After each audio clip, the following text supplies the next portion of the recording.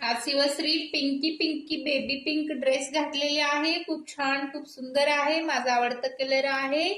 आणि आमचं जेवण झालेलं आहे. आता आम्ही खातोय दही साखर. आज कारण गोड काही नाही खायला घरात, तर मी दही आणि साखर खाते. तसं मी रोजच घेत असते दही जेवणानंतर.